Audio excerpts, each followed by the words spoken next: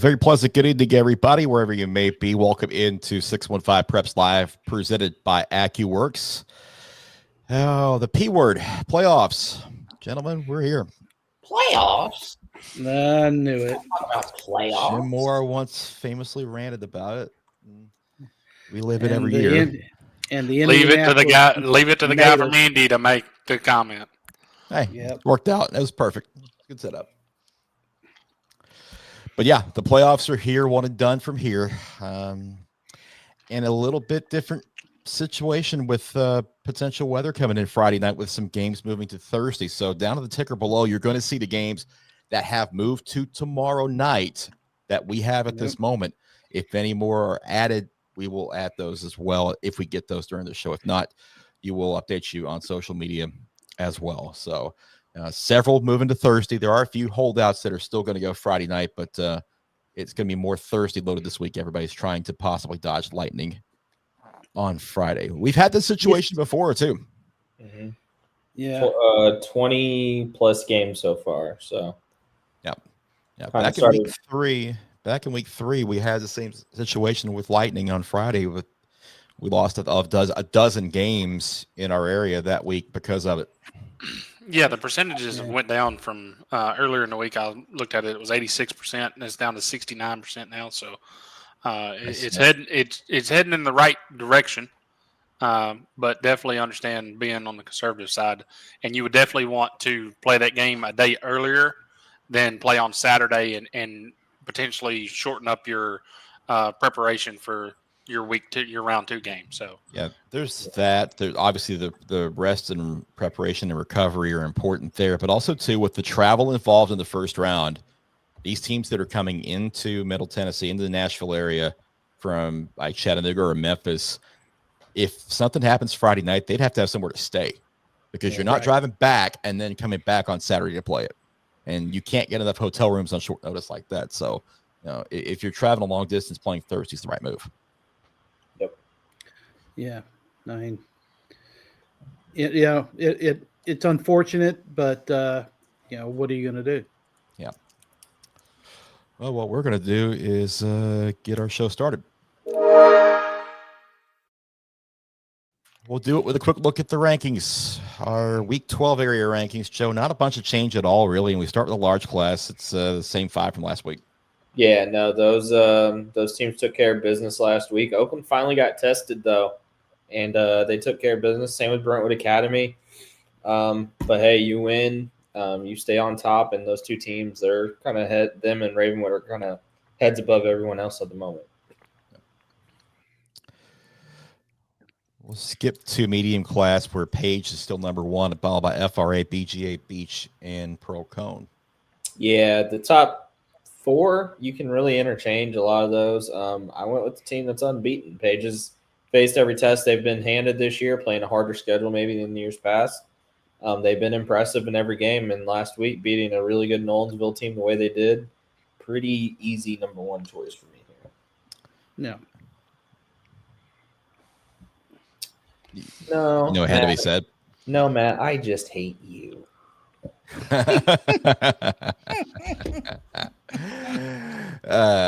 Oh man, right when I took a drink of coffee too. God. That's why you have a mute button, Scott. The one addition that's new to the top 5 in the small class is Fairview this week. Go Jackets. Huge win over Waverly last week where I didn't get to listen to the show because I was working on Saturday. I don't know if you guys talked. I'm sure you did, but they scored 15 points in the final, 6-7 minutes to beat Waverly, win the region title. And you did not just do that. What? Never mind. 6-7 minutes.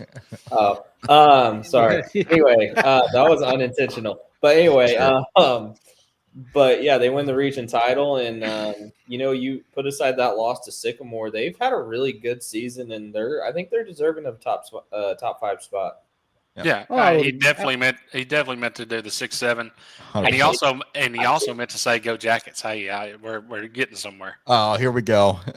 Oh God. Steer this thing back on the rails. Fairview absolutely made a big comeback in the last minutes. I think they scored 12. I think it was 12 unanswered to win that game. And that getting that winning that region, and that region was really, really tough this year. Yeah, they're deserving of that 5 spot. Yeah, and really after that loss to Sycamore, Fairview really found its groove and just kind of bulldozed their way to that region title. And it's been a big comeback win. And actually, more on Fairview a little bit in this show as well. We're going to talk about them just a little bit more. So, and I wasn't going to drop Friendship Christian for losing to Nashville Christian. They played them better than anybody else in D2 Single A has this year, and I still think they're the second best team in that class, and I think we'll be seeing them in Chattanooga here in a couple of weeks. Yep. All right, on to our 3 stars of the week.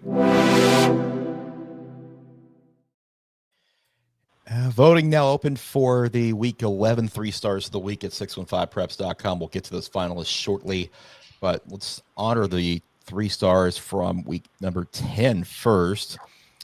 And Brentwood Academy's Cruz Jenkins takes home 1st star honors for his efforts in week 10. Ridge Holman from Davidson Academy is the 2nd star, and Green Hills Canaan Burroughs is the 3rd star. Quarterback heavy this week. Seems to be a theme lately with these quarterbacks. They're starting to kind of find their groove, and a lot of them are going to have to continue that momentum in the postseason as well. Mm-hmm. So let's go on to our finalists for week 11. We'll start with the quarterback. That's Jared Curtis, 167 yards rushing and 3 touchdowns on 6 carries, and 9 of 16 passing for 121 yards in that win over Friendship Christian. Yeah, and it could have been so much worse. I mean, his numbers could have been his rushing numbers for that. I don't know. Did Bryson Holt get the touchdown there, the yardage? I don't know how they tallied that, but yeah, Curtis did not get credit for the touchdown. No, and a play like that, you get yardage up until a pitch, and then whoever receives the pitch gets the remaining yardage and the touchdown. And then he had Correct. 2. Then he had 2 called back for holding calls that were interesting. But yeah, no, it was a monster night for him. Yeah, if you're wondering about the play we're talking about, if you haven't seen it, our socials, we've got that pitch that the longest option play basically. So go check that out. It's a must-see play for sure. And y'all are saying pitch. It's more like a handoff. He handed it to him. Well, in fairness, from your angle, you can't really see it. Yeah, so, it looked like an outside zone about 65 yards down the field. Yeah. It was just a brilliant play. It was. So, and Bryson, he's been dealing with injuries for the last year or two. So cool moment there. Cool moment. Yeah. On with the rest of the finalists, we'll talk about Zach Rose from East Robertson. 51 yards, a modest night rushing yardage-wise, but 3 touchdowns on 8 carries. He also had 9 tackles, 6 tackles for a loss, 3 sacks, 5 quarterback hurries, and a forced fumble in that win at East Nashville. And might have served hot dogs at concession stand too. I don't know. There were several people, I'm sure, woke up the next morning seeing number 0, every time they closed their eyes. Yeah. I mean, it's real simple. Big time players step up in big time games, and that's a region championship game. And he's had a solid year, but that was a superstar type performance from Zach last week. Yep. Indy's Matthew Horner, 26 of 36 passing, 369 yards, 5 touchdowns in their win at Summit, which was a must-win game for Independence to get into the postseason. Big time. Yeah, it was a huge, huge day for Horner, and in a big game, stepped up when he had to in the big game to win it. Yep. Our weekly Cade Marable update is 9th appearance on this list this year. 27 of 38 passing, 326 yards, 4 touchdowns, also rushed for a TD. They shut out Grace Christian 34-0. Spoiler alert, he's going to be Baylor Player of the Year in the medium class in all likelihood. I mean, he has 1 less touchdown pass than he does incomplete passes this year. It's absurd. Graham Simpson from last year levels. Mm-hmm. Yeah. I foresee I foresee an executive decision somewhere down the line. Well, I don't know. We'll see about that. But Chase got a good point. He says 5 of these players will be lifting state championship trophies in early December. Yeah, there's a very good argument to be made for that. Yeah, Definitely a shot. Yeah, there could be multiple. Actually, looking at this and maybe even a 6th if things fall right. Who knows? Yeah. We'll keep going. Another quarterback of the list. It's Colton Overbay from Station Camp, 26 of 41 through the air, 293 yards, 4 touchdowns. Also ran for 91 yards and a score on 20 carries. They beat Portland 41-21, and they're coming into the postseason with better form than they had before their bye week. Yeah, he's a baller. Yeah, he is that offense there in Station Camp. Yeah, and if you're wondering where most of Caden Marable's passing yards went, Maddox Porter had that. 14 catches, 252 yards, and 3 scores in that win for the BGA. There's a reason he's going to Alabama this week, guys. Right. Yeah. And you've got Larry Sanders from Brentwood Academy, 216 yards rushing and 2 scores on 25 attempts. They beat Lipscomb Academy 30-22. And then Page's Knight Wilson, he had 2 picks, ran one back for a touchdown, had another pick 6 called back for a penalty, and then blocked a kick as well as finishing with 6 tackles. He did a lot and more on defense in that 28-6 win over Nolensville. Said it before, Air Force is getting a guy that can come in day one and instantly make plays no matter what side of the ball he's on.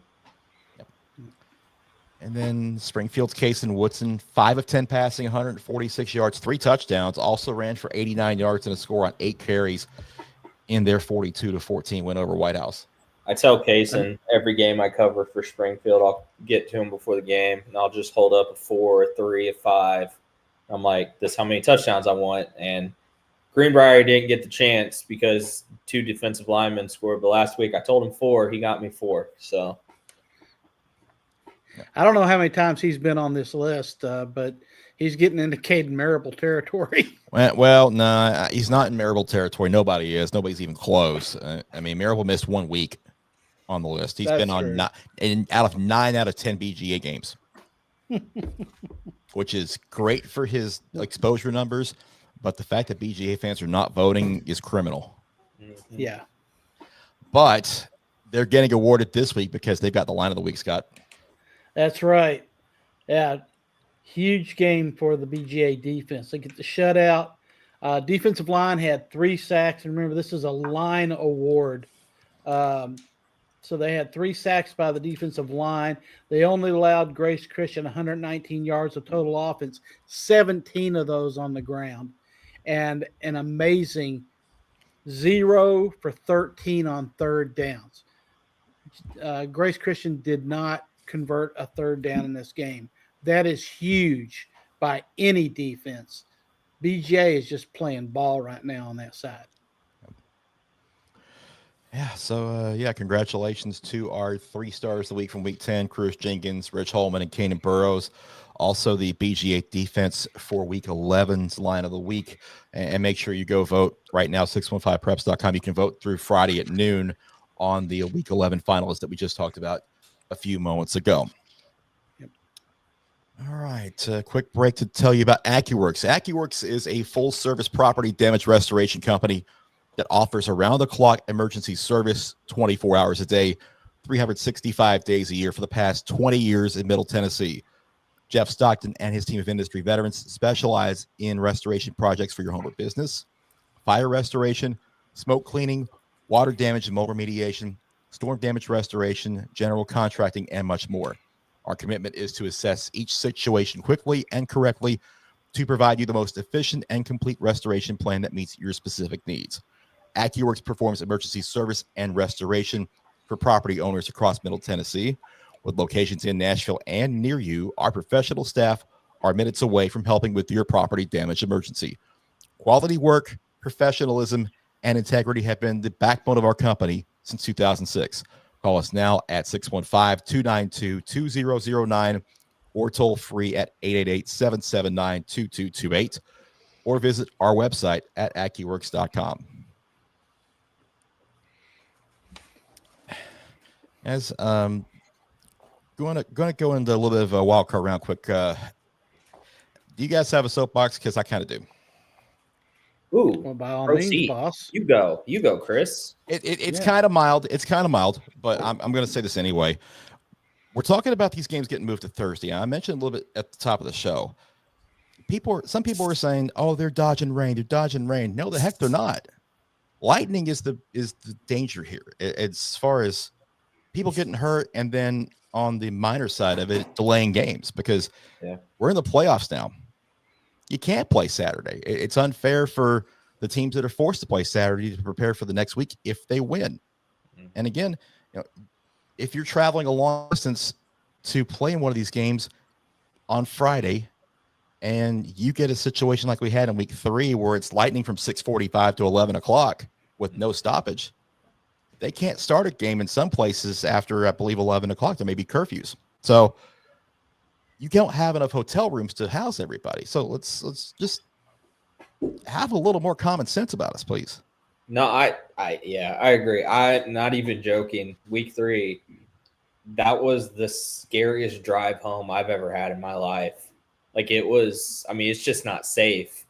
And imagining like a school bus full of football players and coaches driving home in that sort of situation, you just can't have. So grateful that a lot of these coaches, they're doing the right thing. They're playing up at Thursday. It doesn't hurt anybody to move it up a day. No, it doesn't. Yeah. No. And if you're complaining because you can't watch a game because of your schedule, well, that's life. Sometimes it happens. It is. Now, I'm going to say that it is sad for those parents who were going to have to travel to go see their kid play possibly their last game. Right. And a Friday, they don't have to worry about getting up the next day. So my heart really, hurts for those families that are in that situation. But again, you have to err to the side of safety in situations like this when you're talking about lightning and the destructive force that it is. A lot of these bleachers and places, there's an awful lot of steel and an awful lot of conductivity, and not a whole lot of places to go. A lot of these places are just wide open. So I get it. I understand the frustration if you are a parent, but trust me, I'm the old man goes outside and shakes his fist at a cloud. But there's just nothing that can be. TSSAA doesn't have a choice. The schools don't really have a choice when it comes to. They're going to err to the side of player safety. Yeah, these are games that can't be canceled at this point. So, safety first, then logistics, then comfort. And if you're in this situation, you probably have dealt with the situation before anyway. So why are we even having to discuss it? Yeah. I ain't too upset. And that last comment there, for officials. Yep. Yeah, that's something else. Yeah, that's something else. At the same time, though, it can be kind of a blessing in disguise for the teams that are playing because your better crews are going to get those games. Mm-hmm. Mm-hmm. No, it's not great for them because they're working 2 back-to-back nights, but the better crews are working, and for the playoffs, it's not a bad thing. Yeah. Yep. So like I said, mild one tonight. That was something that was nagging at me, so I wanted to get it off my chest. Well, by all means, don't keep that stuff in. That's how you get the cancer. Okay, that's how you get it. Fair enough. That's how you get an aneurysm. That's the one I'm worried about. That's the one I'm worried about. Well, yeah, I see that one. Yeah. All right. No, I don't have any complaints this week. I'm peachy. Okay. All right. Cam's ugly, but outside of that, I can't. Oh my gosh, his face is there. Wow. How can you tell? Most of the time he's like this. You're looking at the top of his head. His banner covers half his face most of the time. And it's where the face ends and the forehead begins. Who knows? Hey, let's not talk about foreheads. Okay. Lean into it, Cam. Just lean into it. Okay. Go ahead. That's got an 8 head. Ooh, wow. Oh, okay. You know All what? right. That's a perfect time to start this next segment.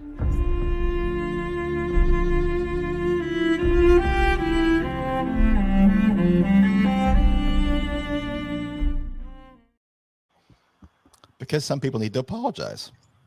I won't apologize for nothing. Really? Yeah. Damn, he went to me first. That's embarrassing. Innovation Academy of Robertson County. I'm sorry. I picked against you guys last week. In a game featuring two teams that have struggled this year, I didn't know who to pick. It is what it is. I didn't know who to pick in half your games this year when you play a team that hasn't also won a game. So should have known better. Glad you guys got your second win on the reel. Drive by that school almost every day. I hope it's a program on the rise. I'm just so choked up about it, obviously. Just know that I'm sorry, and maybe I won't pick against you in every game next season. Okay. I'm sure they're losing sleep over that. Probably, as they should. Yeah, I'm debating whether to put Tyson's up next or not. You know what? I'm gonna do it. Greenbrier, I just want to apologize for picking West Creek. I, of all people, should know never to pick a team from Clarksville because y'all just embarrassed me there. I'm sorry. Go Bobcats. Did he pick Antioch the week before when Clarksville lost or beat them? I believe he did. Yeah. That burnt my dedication. Yeah. I don't know. Scott. Oh wow. White House Heritage. I apologize. I was weak. And every week I come on here and I guess wrong. This time I let something get to me. Truthfully, I let Joe get to me because twice this year I've apologized and then picked against the team that I had just apologized to. And I realized that I had just apologized to Westmoreland the week prior, and I was weak. I should have picked you guys, but for some reason, little Joe on my shoulder here was whispering me, "Yeah, picked again." And I wanted to little twist his little head off, but instead I got weak and I picked against you. But I'm very sorry, and I'm. Well, it's all Joe's fault all the time. I didn't even do anything. I'm just here. Yeah. The forehead comments coming back, pal. Yeah. I'm not the one that chose to wear a dunce cap after picking against Westmoreland the week. He does have a point. Hey, well, I don't know. Some of my wife's finer work there. It was pretty good. It's a good Facebook banner. Yeah. Nice save. I'll go next. Jess saw it and laughed. Yeah. Oh, Fairview. Hey, I told you guys I was going to mention you guys again. I will. Boy, I got it wrong, man. I almost picked y'all last week, and I wish I had now because I'm staring a 13-game deficit straight in the face. So congrats on the region title. That's well earned, well deserved. Y'all are playing some good ball now, and my hat's off to you.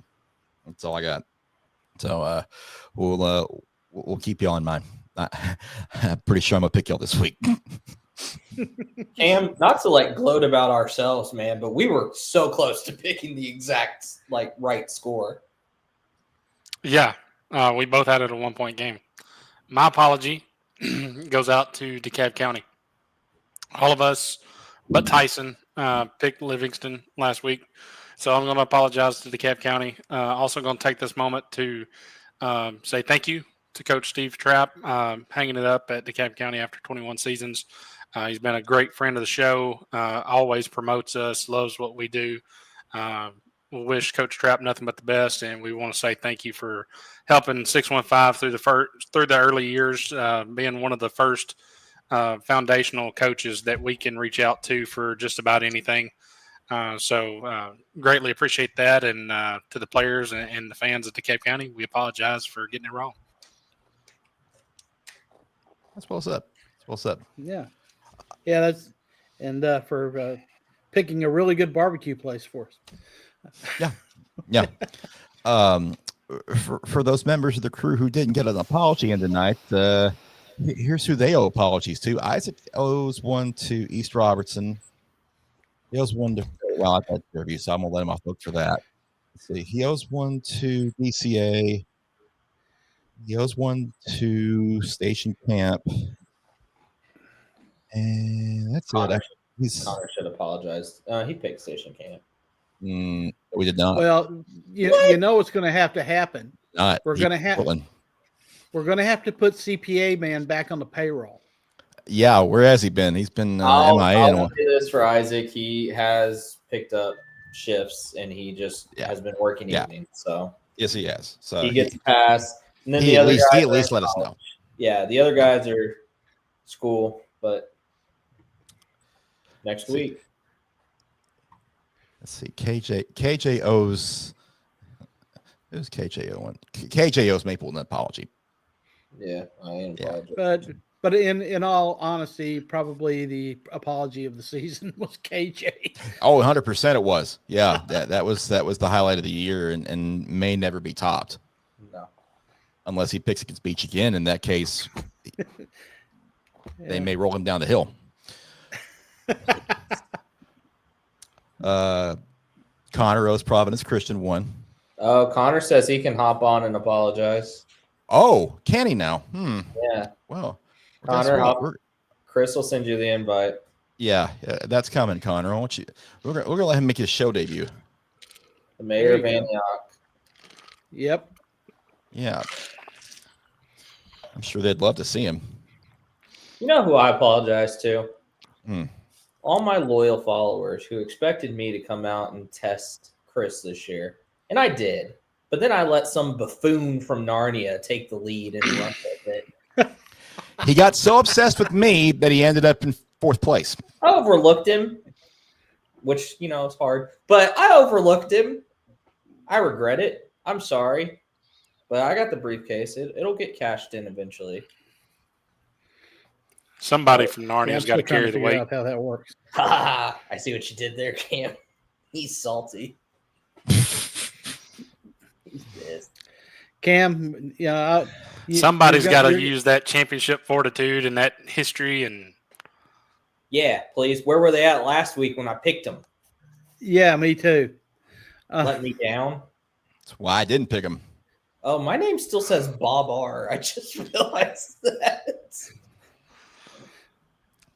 I thought maybe you'd entered the witness protection or something. It's possible. Yeah. I mean, interesting. Let's see. Hang on. Feeling dead air at the moment. We are because waffle. Here's a question. Somebody said McEwen over Eagleville Thursday night. Nope. I don't see it, Jason. I could be wrong, but Eagles had a couple of head scratchers, but McEwen's schedule has not been as tough as Eagles, in my opinion. We got a question on Instagram. What do you guys think about Good Pasture against CAK? I like Good Pasture a lot to make a pretty good little run. I do too. I think that they're really putting it together, and they do a really good job of controlling the ground game. I've sent Connor the link, so he needs to grab it and hop on. What playoff game should I go to this week? All right. Okay. There he is. Oh. Stage is yours, my man. You have to unmute yourself, bro. You're on mute. He's still figuring it out. You can do it, Connor. I believe in you. Well, he's got Alabama in his background, so. Oh my goodness. He's showing like a 2000 Portland Panthers hoodie. That definitely is. You still got to unmute though. You're still muted, Connor. Yeah. Down at the bottom, the little microphone symbol. I'd help you, but it won't let me. Really? You keep talking. There. Oh, wait a minute. There he is. Hey. All right. Yeah, I guess I'm apologizing to Station Camp. You are. Whilst wearing the Portland hoodie. I mean, I got my Portland hoodie on right here. I initially chose them, and from what I had originally seen. It looked like Portland's defense was going to kind of step up on us there, and we eventually came through. So my Oh, he muted again. And he muted himself again. Oh yeah.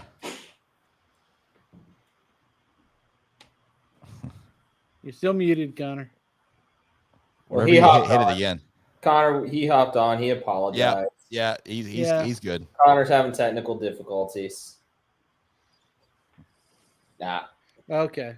Yeah. technology was not his friend tonight. We'll let it slide. No, it was not. No, it was not. But he did manage to show his face. Yes, he did. That's the mayor of Antioch. That's Connor, who Yeah. did in fact pick Antioch to win the 6A title this year. So Yep. he He stuck to his is- guns. He did. I'll give him credit for that. Is it a The pick I statue. would have made? Probably not. And to Connor's credit, a lot of his mother's side of the family graduated from Portland, so he does have Portland ties too. So Yeah. Yes. Portland ties. What playoff game should James Beckett Stewart. Eller Stewart go to this commented week? with the eye raised emojis, the eyebrows emojis. Yeah. Look, man, Well, he does what he does. He's picked Yeah. him, and it's worked. So we'll boot him from the studio. Yeah, we'll let him Yeah. we'll let him get back to his night. All right, let's get to guys, the what, gentlemen. well, hold on just a second. Gonna answer Beckett's question here. Okay. Beckett Eller 27. Where? Let's answer. What playoff game should he go to, or I'm assuming, should Beckett Eller 27 go to this week? Whatever game you want to. Yeah. I mean, what are you considering? Whatever I mean, game you that's- can It go to depends. where Mother Nature doesn't interfere. it depends Yeah. on the it depends. Oh, There's All right. Connor. I'm back, Okay. but this time I'm in the Welcome to Station Camp, Tennessee crew neck. Believe it or not. Hmm. Yeah, my apology goes to Station Camp, my alma mater. I picked against them, and everybody had me convinced that Portland was going to win based off of what Portland had done all season with their defense, and especially how our defense has been. But apologies go to Coach Bain, Colton Overby, and just the Station Camp team in general. I really should never pick against my alma mater. I need to be more like Tyson and Isaac when it comes to that. yeah, great job on the apology. I see you have us up on the big screen. I Yeah. like that too. But That's nice. take that garbage off the wall though. yeah, they're not I'm convincing him of smack dab that. in the middle of Knoxville too. Yeah, Yeah, that's, he's a that's- brave Connor. man. Stick to your guns. They own Tennessee. It's no big deal. Exactly. Exactly. Yeah. Okay, I'm gonna. Matt, yeah, there Matt, you go. you've- That's a good Matt, one. you've actually mentioned where I'm going to be Friday night because they are still playing Friday at this point. So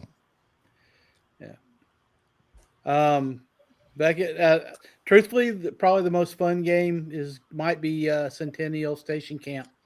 Might be the most fun game. Like points. Oh yeah. Or yeah, if It, you it like, depends on where you're at too. If you like Yeah. points, Station Camp Centennial is a great one. Sycamore White House Heritage is going to be another rock fight. The first one to score twice may win. And you look at a sneaky good matchup. I know we all, a little spoiler on to our picks tomorrow. I think we all picked Waverly, but Maplewood has a shot to win that football game.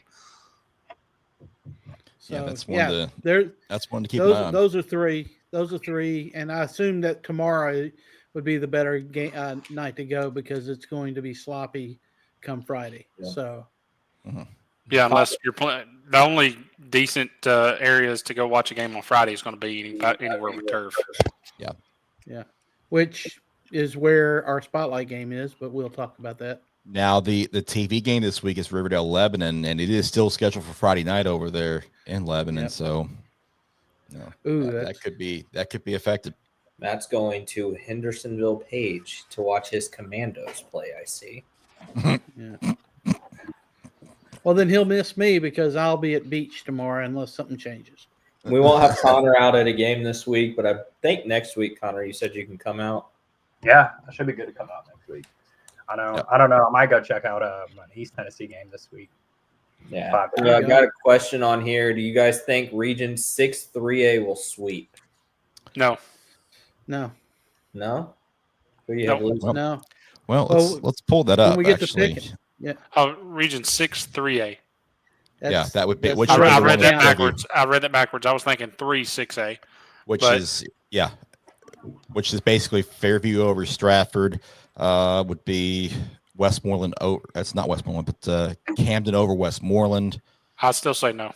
Yeah, There's that Westmoreland Camden game, the Heritage Sycamore game are both toss-ups, Yeah. and I could definitely see one of, if not both of them, going either way. So, and then Waverly Maplewood as well. So Yep. yeah, I kind of agree. I don't think they'll sweep. I could see 3 out of 4 though for sure. For real.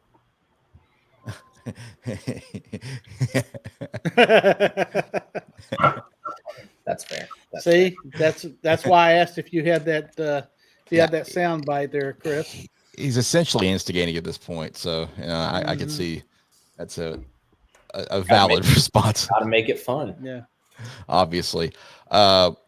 Since we've got them, let's go ahead and look at the brackets because I mean this is enough to dive in on these. Let's go to 1A real quick and not as we said Saturday, not a lot of our teams on this side of the bracket. Joe Burns will host Whitwell. That game also Thursday night, and then Riverblowing Springs on the road at South Pittsburgh and Innovation Academy at Sail Creek. We in the business call this the South Pittsburgh Invitational. it is to a certain extent. There's one, maybe 2 teams on this side of the bracket that I think could hang around and potentially knock off South Pitt, but South Pitt's definitely the team to beat on this side. And as far as our coverage area goes, there's a decent chance that our teams are knocked out after this week. Willie asked a question, guys. Spoilers, if you haven't seen our predictions, we all got Springfield making a semifinal run. To the western half and 1A, where Eagleville will travel to McEwen. That's the only area team that's on this side of the bracket for us. Yeah, and they end up the 3 seed. Sucks having to go on the road for sure, but if Good Eagleville shows up, we were talking about this on Saturday. They could make a run to the semis. They really could. Right. I think this side of the bracket's a little more wide open. I know McKenzie's viewed as the favorite, but if you go through McKenzie's schedule, outside of their week 1 loss to Huntingdon, and they have a good win over Dresden too, but they haven't really played a whole lot of teams that are, you would consider a state contender.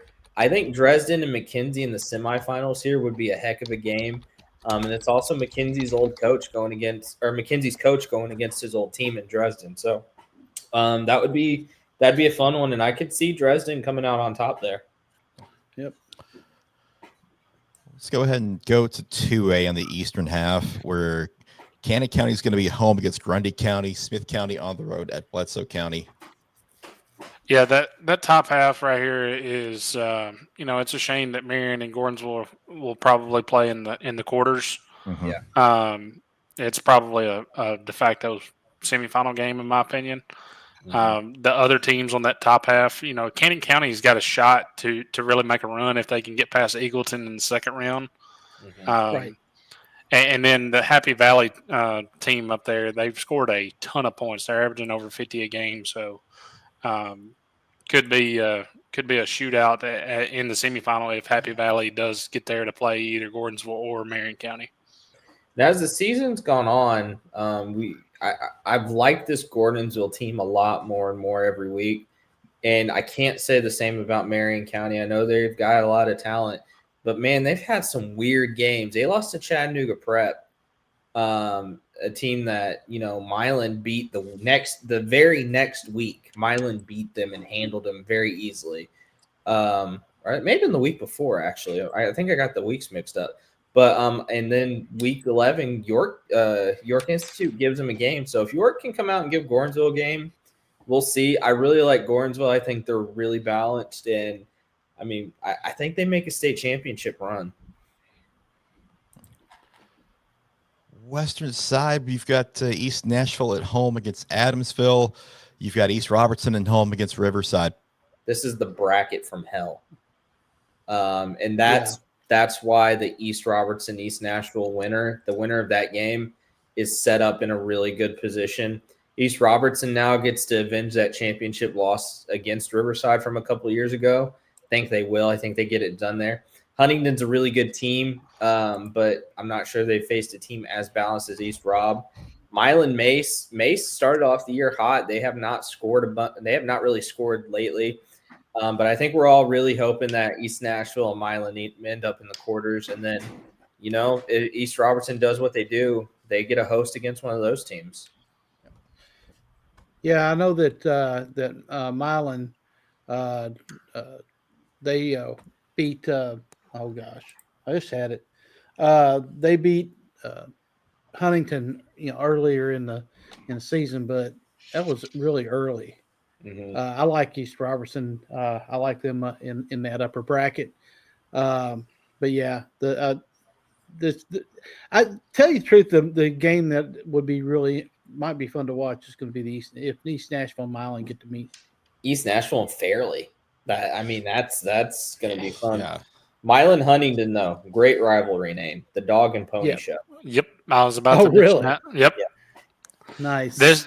If you like, I know this is going to go totally out of Joe's peripheral because he doesn't really understand small school football, but this smaller classification type of offenses in football, this bracket has everything you could ever want.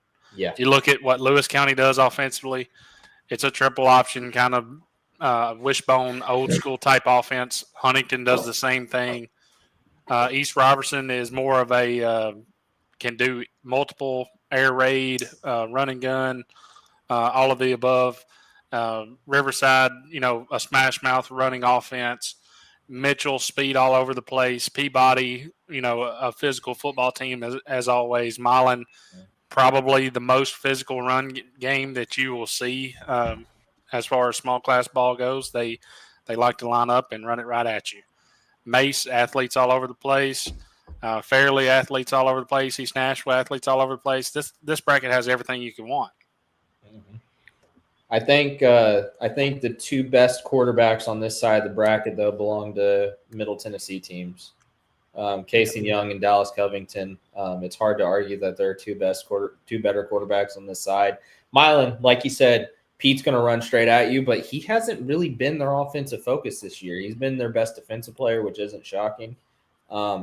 This one's going to be a lot of fun. Ultimately, I think East Robertson and Milan end up in the semis together. But if we got an East Robertson, East Nashville rematch, I wouldn't be shocked either. That would be amazing. Let's look at 3A on the East. Watertown is traveling to Tyner in a not very ideal matchup for them. No, I think Tyner's the team to beat here, boys. Yeah. Yeah. I believe the one. Go ahead, Scott. Go ahead. I was just going to say that's the one team that really gave Nashville Christian fits. Outside of Ensworth, them and Ensworth. Yep. Yeah, but that is a team that is just speed on. I think Cam, you said it last week. Just speed on top of speed and youth, and especially in the defensive backfield. Yeah, they're as athletic of a team as you're going to find in 3A football. Now that Alco is gone, but right, you have to wonder. This is Gatlinburg-Pittman's shot, though. Right. They've always run into Alcoa. That's always been their situation. Them potentially getting to host a semifinal against Tyner, this is their shot. Can they make it count? That's going to be a potentially, if everything that we think we know happens, that's going to be a great football game over in East Tennessee. And if you've never seen the views at Gatlinburg-Pittman, it's one of the most beautiful football stadiums in high school football in Tennessee. It really is. It really is. That was exactly where I was going to go with that. And that kind of environment on Black Friday would be insane. Yep. It really would. You can't count out Giles and Sequatchie, though. Just those teams kind of just sitting there. Giles, I think, has gotten better as the year gone on. Yeah. But yeah, I mean, Tyner to me is the favorite here. I do agree. Gatlinburg-Pittman, Tyner semifinals. Man, that would be awesome. Mm-hmm. West half of 3A. We touched on this briefly a few minutes ago when we were talking about Region 6, but that Maplewood Waverly game, keep an eye on that one for sure. Camden Westmoreland, Stratford at Fairview, Sycamore White House Heritage. Does anybody touch Westview though? That's the question. It's, Graham Yeah. Simpson. I commented on the show last week. We're through 2 full regular seasons and 1 full postseason. That kid has 2 interceptions, and it's not a matter of, well, he's not really throwing the ball. He throws the ball over the freaking place. He just happens to have really good receivers and an SEC running back right behind him. And guess what? He'll have him for another year too. He's got dudes. That's the thing. Like he's extremely talented. There's no doubt about it. And he's a very fundamentally smart and meticulous type of quarterback to be a sophomore. And I think that stems from having an older brother that's at Alabama, a dad that is the coach at UT Martin. I mean, there's no doubt about it. He's been watching hours upon hours of game film since he was 3, 4, or 5 years old. He came out of the womb watching game film. And you can tell it. I mean, he is a machine down back in the backfield. So he's extremely fun to watch. We got a chance to watch him against Alcoa last year. Super talented. It would be interesting. Westmoreland's always prided themselves on being a physical, really good defensive football team. Mm-hmm. It would be interesting to see if Coach Harris could even slow them down because he is one of the better defensive coaches in our area. So it would be interesting to see if Westmoreland could have anything for them. But, yeah, they definitely got to be the favorite potential semifinal matchup. There with probably Covington out of the top half unless Fairview could make a run at it. Yeah, That's what I would argue. Yep. Would be Fairview. Yeah. Yep. I mean, nobody's come close to Westview all year except for Lausanne. Lausanne was a 3-point win for Westview. Other than that, nobody has been able to get close. Mm-hmm. So whoever if you're going to beat Westview, you're going to have to put Simpson on his keister. You're going to have to, and I just don't know if anybody can do that. I really think it's more so. It's like what I said. The path to beating Nashville Christian was last week for Friendship. The best defense against Westview is a good offense, and that is 3 or 4 yards at a time and run the clock. Mm-hmm. You got to keep Graham Simpson off the field. Mm. You can't just run the clock. You got to score too. Yeah, That's true. In Camden, I know Westmoreland's one of our teams. Camden's a team that's played a pretty hard schedule this year. Not the record they wanted, but they've had a good year. If that happens, Westview Camden, that's going to be Matt McConnell, Westview's coach, going against his old team. So that would be pretty fun. Yep. On to 4A, where I believe for the 3rd year in a row, Macon County's playing Red Bank in the first round. Yep. Yeah, this one got flipped upside down a little bit because of what Anderson County did to Alcoa the other night. First time since 2011 that Alcoa has lost a region game. Yeah. And I know I'm the Alcoa hater. That's impressive. It really is. Yeah. Even if they were playing team, even if I thought they should have moved up, to take care of business for that long is a testament to how good the Tornadoes have been. The road to state's not going to be easy, though. I know they're probably still the favorite here. Upperman in the second round will not be an easy matchup. I think they'd probably go from there. But Greenville at the top half of the bracket or Anderson County, it's not going to be a cakewalk like it has been in years past. No, and you think about this. They're looking at potentially Upperman in the second round, Elizabethton in the quarterfinals, and then whoever survives to the other side in the semis. This is a battle royale bracket. Yeah. Listen, this is what we wanted. Yep. When I say we, I'm not talking about 615 preps for all you Alcoa folks that want to call out 615 preps after you win the state championship. This is what high school football fans in Tennessee wanted. And needed. Yes. Yeah. And needed. Not just guys just watching the state you itself. It's very impressive winning 10 state championships in a row. There's no doubt about it. Yep. Okay, it's a testament to all the work that the players, the coaches, the community put in. There's no doubt about that. But at some point, you have to challenge yourself. They've got the challenge. If they win it all, hey, there's no question about it that they were the best team in 4A, and they're one of, if not the best team in the state. Yeah, this will certainly be earned. I mean, the last 10 years, their playoff road has, for a lack of a better word, been weak. They've not had much competition at all, and now they've got it. So, but this how is the about opportunity for them to step But up. look at the top of that bracket. I mean, how about Anderson County? yeah, That's a team a lot of people counted out, and Gibbs is a team that beat Anderson County. I know they maybe haven't had. I think they've suffered a couple losses. It is what it is. They had some injuries early in the season that helped some of those losses, though. And they're back. And going into the year, I mean, you guys know I was all on the Anderson County train. Everybody was. Yeah, this is I was like, this is the 4A team. And I think that, to me, this is no disrespect to the West Side or Alcoa, I think the winner of Greenville and Anderson County is the 4A state champion. That's just my personal opinion. but I wouldn't count out Stone Memorial either out of this group. Well, yeah, that doesn't surprise me. That doesn't surprise me, Joey. I'll be honest with you. I kind of will too. I mean, yeah. Well, I'm not. Listen, it doesn't get Okay. talked about. It's one of the most unique places to see a game. But Anderson County, it's one-sided bleachers, and they have every week they do something different with their entrance. It's It's a freaking show. It is. I know when they come out. I love the dog. She's retiring, by the way. Yeah, Ella's retired. I thought, I What? think.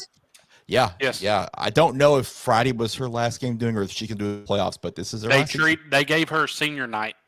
Yep. Against Alcoa. Yeah. Well, that's cool. They need to. It is. It really is. Need another one. It really though. is. Yeah. I just think that this bracket, whoever comes out of this side of the bracket, is going to run the gauntlet. Yeah. Okay. No, there's. Yeah. I'm not going to say Pearl or Springfield or whoever makes it out of the West Side couldn't win the state championship game, but man, whoever makes it out of this top half, to a certain extent, deserves it. Oh, for sure. Yeah. I mean, no true words are going to be spoken tonight, but also, too, at the same time, I wonder if whoever gets out of this side doesn't show up to Chattanooga beaten and bloodied already, because that's going to be a dogfight. I was about to say, I bet whoever comes out of the Western half comes out a little healthier. Yeah. Full stop. I think that's exactly the case. But this is the bracket that this state needed. It's the one the state deserved, and it's the one we're going to get, and we're all here for it. So good luck on this side of the bracket getting out of here. Yeah. Now to that Western side we're talking about with the, folks, this is, you will never find a bigger Lexington or White House fan the next 2 weeks than Joseph Spears. And I want you to see Joe's face when I show you this, because I'll be honest with you, in a wild kind of way, I wouldn't mind if they have to go play South Gibson and you have to go put up with Odom. I would not mind that. Well, he'll be at Westview. So he's Fayette County. We get to see my buddy Brandon Shields if that happens. I mean, I like this bracket for both Pearl and Springfield to have that semifinal matchup. Marshall County has played really good ball lately, though. So, I mean, there's bad blood there between them and Pearl. That'll be a heck of a game, considering how the game ended last year. Haywood and Springfield, for me, if that happens next week, that's a full circle moment. That was the first semifinal game I covered when I moved down here to Tennessee in 2018. Haywood got the win there. Next season, Springfield got them. So those teams have a bit of a history too. Haywood's issue is their defense is not very good this year. They give up a ton of points. So Springfield can really take advantage of that. I like this draw for White House, though, guys. I really do. Yeah. Yeah. I mean, it's those two teams, White House and Spring Hill, are kind of similar in that they've been horribly inconsistent this year. Mm-hmm. And they're going to have to find out who as the least inconsistent this week to get through to the second round. But whoever does get through, yeah, I agree. It's actually a decent path for them. South Gibson's a frustrating team to play against, just the way that offense runs. That's how they've always been. Just ask Haywood. But I mean, I was impressed with what I saw at a White House in the first half last week against Springfield. Mm-hmm. They gave them some issues. that's a team that in a couple of years are going to be really good. They're just young. They're really young. Yeah, I mean, I like this bracket for both Springfield and Procone, and I mean, I need that rematch. Like I need chocolate chip cookies right now.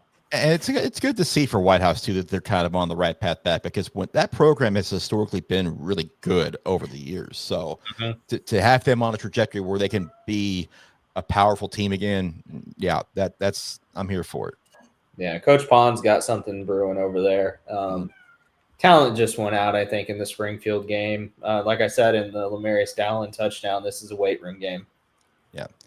And then we look at the other games, or area teams. Procone's going to host Battle Creek, the first-year school will come into Procone for their first ever playoff game. And then Liberty Creek on the road at Marshall County. Yeah, Marshall County Procone, I do need that game just because of how last year ended. And Marshall County would host if that was the case. 5A Eastern half. We don't have any area teams on this side of the bracket, but we'll touch on it just real quickly. Who you guys like? Everybody's going to pick Sevier County, and rightfully so. They're the defending champs. I really like Powell. There's just something about the Panthers this year. I think they're playing really good ball. Knox Central's another team that I think could make a lot of noise. But 1,000%. You just said the team. They have the best draw. Powell and Sevier County being on the same side. Yep. Knox Central has a quarterback that should be at least a semifinalist, could be a finalist. And they remind me a lot of that Sevier County team from last year. When I say that, are they just a totally juggernaut type team? No, they're not. They find ways to win. They get a bounce. They get a touchdown against Halls with 19 seconds left or something like that to win the game. That's the difference in them being the 2 or the 3 here. And they've had a lot of close games, and the ball has bounced their way, similar to the way it did for Sevier County last year in their run. Yep. So be very, very cautious of the Bobcats for sure. Yep. Western half of 5A. Yeah, this one, I think everybody agrees. We all want Beach and Page like we need water. Yeah, but it ain't going to be easy. Munford finishing as the 2 seed there messes some things up. Memphis Central quietly put, I mean, that was a shocker. I know Munford fans still aren't happy about how that game ended. It is what it is. I think Memphis Central and Nolensville are on a path to play in the quarters here. And then, man, Page, Kirkwood could pose some issues, but I think they get past there. And then you take on a Beach or a Munford team that the week before, they are going to beat the hell out of each other. That's the only way to phrase it. It's going to be, whoever comes out of that game healthy. There may be another 615 prep sighting at that game. Yeah, it's oh man. I mean, 2 physical football teams. Mumford's running back is one of the best running backs in the state, and they lean on him heavily. Yep. Well, far be it from me to be wrong again, but I do like. I do think that Henry County has been playing a little bit better, and they're peaking at the right time to possibly make a little noise and maybe make a little bit of a run in this region. Yeah, I could definitely see that too. Mm-hmm. Yeah, let's talk about Nolensville and Portland for a second too. I think this game would have had a little bit more had Portland be a little bit healthier coming into it. But it's unfortunate that Portland's just so beat up right now because that's a really good team, and just injuries hurt them at the wrong time. And now Nolensville, if you go back and look, man, they kept up with Page for a little bit. That's a really good Nolensville team. I think they're going to be really good going forward. Nolensville, Henry County would be a battle for sure. Yeah, but then the Station Camp Centennial game could see the most points we see all weekend. You know what's going to happen though? It's going to be like 21-18. It's going to be it's going to be like that. It's going to be Auburn, Oregon in the 2010 or 2011 national title. It's going to be 18-15. 6 field goes to 5. Yeah. Yeah. Great. That's a great quarterback. You want a good quarterback matchup? Mitchell Grandjean, Colton Overby. You may not find a better first round quarterback matchup than that one. And they're both run past quarterbacks. So, Yeah. they're going to make noise on the ground and through the air. So, it's definitely going to be a fun game. Mhm. Yeah, I'll be out there tomorrow night. That's going to be fun. Yep. Yep. 6A. And I mean, Lebanon and Riverdale. And you've got Oakland Cookeville. Yep. You got Green Hill Smyrna. Let's talk about the second round matchups. I know the second round matchup potential here is it would feed families. I mean, let's talk about the road for Maryville if they want to make a state championship game. You're more than likely playing Blackman in the second round. nope, they would play more likely Riverdale. Yeah. Riverdale. Oh, sorry. And then you get Blackman in the quarters, and then you got to go through Murfreesboro. Yeah, you have to get through that region essentially. Yeah. Yeah. And we haven't really. I know they're not in our coverage area, and I'm about to say we haven't really talked about Maryville this year. They've kind of been pretty quiet for the most part, honestly. Really good quarterback at Maryville. I talked to CJ Newton quite a bit. He has high hopes for these guys. I like this Maryville team to make some noise, and Blackman, Maryville, and then Oakland, Maryville. If that happens, that'd be fun. Yeah. Blackman Maryville will be a tremendous game. I think Riverdale Maryville could be a really good game. Riverdale's offense has really come along towards the back half of the season. Luke Tritch is stepping up as a young receiver for them. Of course, they get Corbin Reynolds from Loretto, and he's had a great year. Gavin Hampton playing the best ball he's played up to this point as a sophomore. If Riverdale can get past Lebanon, that Riverdale Maryville game would be a really, really good one. Oakland is definitely, in my opinion, liking having that bottom half. Yeah. Green Hill, man, back-to-back years now where they just cannot get a good first-round draw. Smyrna's that's a tough one. Smyrna's no slouch. I do think they get the job done. It won't be easy. And then the second round, I think it's competitive. Oak yeah, it's very competitive. Yeah. Mm-hmm. I think that's a really strong matchup. That game, Green Hill Oak Ridge would have potential. They host, right? Green Hill would host, yeah. Yes, yes. Mm-hmm. You know, though, that just back to Maryville for a second, you know that they'd be itching to hang a Rutherford County championship banner if they were to go that route and get to state. And honestly, if they were to do it, nobody would blame them. No, not at all. And it would be deserved, honestly, but that's exactly the way it sets up for them in all likelihood. We're just not even talking about Oakland, guys. No.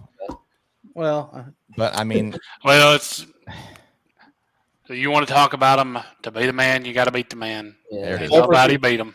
Jefferson County in the second round is not an easy matchup. Jefferson County actually beat Powell earlier in the year, but they got blown out by Sevier. So and Jefferson County also was a one-score game against Mount Juliet. So well, let me ask you this, guys: Did the game against Riverdale being that close and forcing Oakland to have to play a little bit from behind blessing in disguise? I was going to say, did that wake them up a little bit? You think? He said it in the post game interview on Channel 30 because it was the My TV 30 game. He said, "Kudos to Riverdale for coming out and playing us tough and making us earn it." He said, "It's been a while since we've had to play 4, but it's a good thing that we had to play 4." Yeah. All Probably right. not what anybody wanted to see out of that region. Now let's talk the western half where, Ravenwood's got Cane Ridge at home, Antioch's at home against Shelbyville, Brentwood's at home against Rossview, and then Indy travels to Clarksville. Houston woke them up 2 years ago, and they haven't gone back to state. Yeah. I really like Ravenwood's top half of the draw. Germantown, in second round matchup, I think it could be tough, but I watched the Southwind game and didn't come away overly impressed. As for Southwind in that bottom half of the region, the Jaguars are legit. However, if they were to play a Ravenwood in the semis, the way Ravenwood plays, to me, just having watched Southwind, Femi and Maverick would give them fits. I think that would for sure happen, but I think the biggest difference would be Ravenwood's front seven on defense. Yes. Yep. I think Kelvin Perkins, he runs the ball very, very well, but he will be running for his life all night, and it is a relentless front seven. They're just going to keep coming, and they interchange bodies. Ravenwood is very, very deep, and they're very, very talented. And you mentioned the Germantown team, but I'll be honest with you, if it plays out right, the maybe the worst matchup for Ravenwood on that top half would be Whitehaven. Whitehaven's running back is the real deal. Yeah. But outside of him, I'm not sure Whitehaven has a whole lot more. They don't, but And I think anytime you play a player like that in the postseason, I don't want to play those type of players. I like Clarksville though, man. I like the way Clarksville's playing right now and the way they were able to shut down Antioch's offense. I know Andre got hurt in that game, but I mean that's still something to shut down that Antioch offense just 2 weeks after they put up 64 on FRA. So Clarksville can make some noise here. If you want to talk about a great first round game, Independence Clarksville is a great game. Yes. Yeah, we'll talk about that in here in just a few minutes as well. Yep. What do you think? I mean, what do you think of the potential second round matchup, Antioch and Collierville? I think it'd be a great matchup. It would be a really, really good football game. Long road trip for Antioch. Toss up. That's what I was thinking. And they both have a familiar opponent in East Nashville. Both played East Nashville pretty close. Collierville. 2 touchdowns. Collierville won by 2 touchdowns. Antioch won by 5, but one of Collierville's touchdowns came late. Yes. Yeah. So that'd be, one of the better second round games, especially if Andre is back healthy. They got the rush game going, which they needed to do, and Brandon Galladay is going to Brandon Galladay. Yeah, Antioch. The way Antioch's postseason is going to go, as good as Andre is, as good as Brandon is, can they semi-protect Andre? And when they are on defense, can Fred and Natumbo and a couple of those other guys get to the quarterback? That's what's going to determine if Antioch makes a run or not. Yeah, they don't have to get a ton of stops. They just got to get them at the right time. Yeah. Yep. I personally, Southwind to me sleepwalks to the semis. All right, let's go D2, and we'll start with Class A. And if Providence Christian has a bye, and also USJ has a bye, as well as Nashville Christian. I've been told he is good to go, Matt. Sounded like he had a concussion, probably. So, I think we will see a rematch of Friendship Christian and Nashville Christian in the state championship. I can't really add anything else onto that. USJ is pretty good. The Jackson teams all beat up on each other. They're all really good offensively. Yeah. USJ stood out the most, but liked what I saw out of Friendship Christian last week. Blake Waldorf gives them an X factor at quarterback, and their run game, man, it's potent. And then Nashville Christian could play a bad game, and I still think they win by 20 in each of these games. Yeah, I agree. I think that's exactly how it sets up. It will be interesting to see if Providence Christian can have something for Friendship. And, USJ's got the best uniforms in this bracket. So they do have great uniforms. Friendship's run game. We saw McGowan last week. He is not tall of stature, but he's when he's running the ball, he's the biggest guy on the field. He literally was just running through people last week, and I agree. If Nashville Christian wasn't in this region, we'd probably be talking about possible Friendship raising a gold ball here. Yep. In AA, Davidson Academy hits the road. Good Pastures hosting CAK. FRA gets Lakeway Christian at home. JP2 on the road at Boyd Buchanan. Grace Christian at North Point Christian. And BGA's home against Notre Dame. Yeah, BGA definitely got the harder side, but they knew that was coming after they lost to FRA. As far as the other teams in our area, Good Pasture, they've had a great season up to this point. They've got a chance to win that first game, and if they can win that first game, They got a chance to make it to the semis here to play FRA with a chance to go to Chattanooga. Yeah, we had people commenting on our state championship pick saying, "Well, why didn't you pick Boyd?" Because I'm sorry, there's levels to this. Boyd is not quite there yet. I'm not gonna say you are correct. You are correct. BGA, FRA both have tremendous coaches. They don't have a coach with the pedigree of 17 state championships. So I think Boyd's got to be in the conversation, but they're definitely behind FRA and BGA. Yeah. So we respect what the comment said. I don't. I do. Because I don't because there's levels to this. I get what it is. Yes, Boyd is undefeated. Don't get me wrong. They're a good team. But as of, the last 7-8 years, since ECS won their championship in 2019, 2018, whatever it was. Yeah. D2AA runs through Middle Tennessee, and it just does. There's a talent gap there. You go from Lipscomb, CPA Lipscomb, FRA and BGA. BGA, FRA are two teams that if they were in D2 AAA right now, they'd be up there. I mean, those are two teams we'd be talking about in that class that we'd be like, yeah, no, they can make a run. There's a talent gap there. There just is. And BGA being on that side of the bracket, matching up with Boyd and what would be the quarters, semis? It'd be the semis. Yeah, no, I mean, it'd be the semis in Chattanooga. People, I just don't think people realize just how much of a machine Bobby Bentley's built at BGA right now. And FRA is the one team that matches up with them. They just do. And FRA, there's a talent gap up there.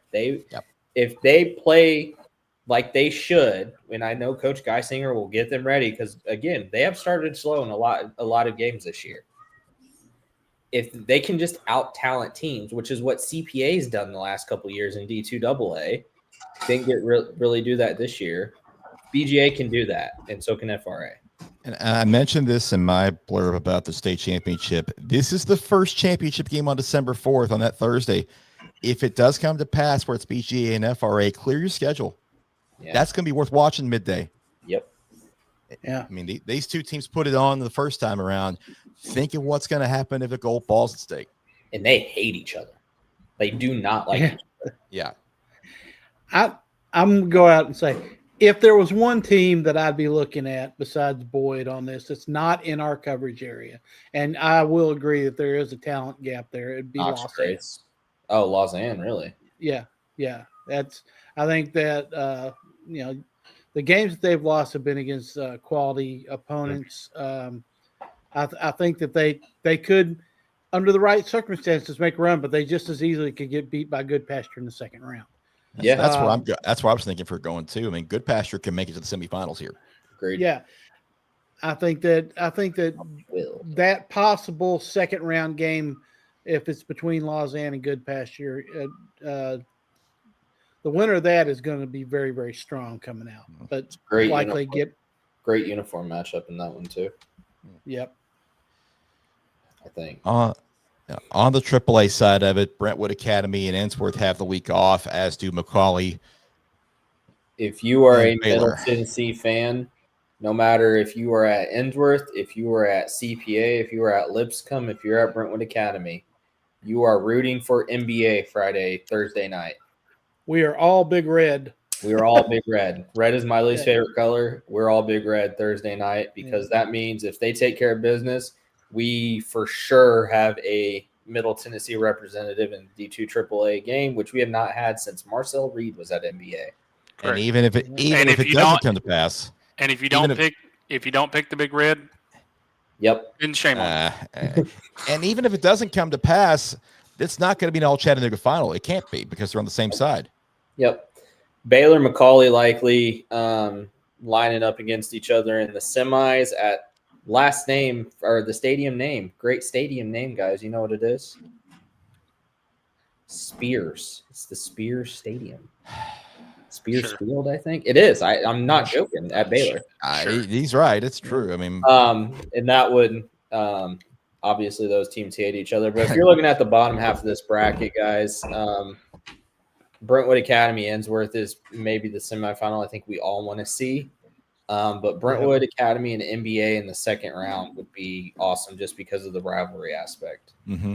Yeah, and those two teams did not play during the regular season either. And it feels criminal. Yeah.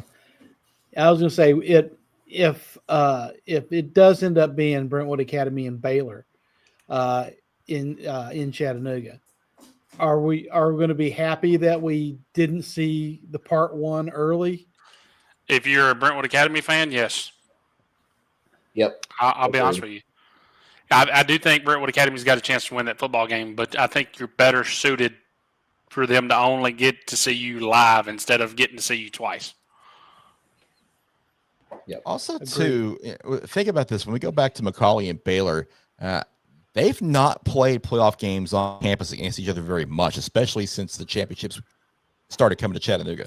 Right. Yeah, and it's important to note, too, that McCallie, if they knock off Father Ryan, which is expected, they got a long road trip to Memphis, to Briarcrest. And Briarcrest is a good football team. They got a quarterback that is probably going to be a semifinalist for Mr. Football. They got a running back that is Darren McFadden's kid. So, and he's a really, really talented sophomore. So, Briarcrest Christian, and they've been in a ton of games, had Brentwood Academy down late, played Ensworth to 7. That's no slouch of opponent for McCallie in the second round here. All right, I'll bring everybody back in here real quick. Let's chat Mr. Football for just a moment before we get into our picks, because all the voting, the ballots are already in. Mm-hmm. All the nominations were due last Saturday, so everything for Mr. Football related is done. It's just a matter of getting the announcements out. Yeah, and I think it's important to note right now that we have no votes. We put in nominations. That's it. That's it. So if one of our guys don't win, don't stay out of our inbox because it ain't our fault. We're probably just as upset as you are. Now that we got the disclaimer out of the way, some of the guys that really should be in the conversation or are in the conversation, who we got? I think the obvious one is D2AA. I think Kane Marable should run away with it. I don't think if he doesn't win that award, someone needs to be arrested. There's issues. Yeah. Right. Outside of that, I think a lot of the classes are close. I know 6A, everybody wants to say Andre Adams, which I don't disagree with. Yep. Kelvin Perkins has just as right to claim. Southwind's played a tougher schedule. And I don't think you could go wrong with either one of those guys. Yeah, and the only real thing Perkins has on Adams is he's got 17 rushing touchdowns this year. Andre's passed for about 1,000 more yards. I could see it go either way there. Really don't have any. Graham Simpson has to be the 3A winner. Has to be. Yeah, I would think so. Yeah. Yeah. 2A, it's going to be interesting, I think. Yeah, it should be. It's going to be interesting in 2A, and I think there's going to be some guys potentially in 3A. One in particular that probably should be a finalist, but he probably won't be, and that's sad. 2A. Do what? You said 3A. Yeah, 3A. Quincy Mitchell at Forest. Oh yeah, I could see that. Yep. But he's likely not going to be a finalist. But it is what it is. When you have, some of these freakish talents like what we have in our state right now. Mm-hmm. Yeah. Well, I'm going to come right out there and say it. I want to come right out and say it. I think, and I know that in 2A, it's there are several people. I like Kason Young. I think that he has done a tremendous job at East Robertson. To me, he is put the numbers up, and he has played so much right, and he is so important to that team and the run that they've made. I think you just said the important part there. They really have 3 guys that you could consider, in my opinion. Yep. Talking about Kason Young, Cade Brooks, and Zach Groves. Zach Groves, of course, has the big commitment. He's going to Tennessee, which is definitely eye-catching at times. He's had a solid year. Had a great game last week in the region championship game. Arguably put his team on his back. Cade Brooks averaging 30 yards a catch. But ultimately, when you watch East Robertson, and I think deep down everybody that's around that program would agree with this, Kaysen has been a true field general this year. He's been their leader on offense. He's been their cool, calm, and steady at quarterback. And as a finalist last year, that's backed it up with another tremendous year. I agree. I think he should be the Mr. Football in 2A.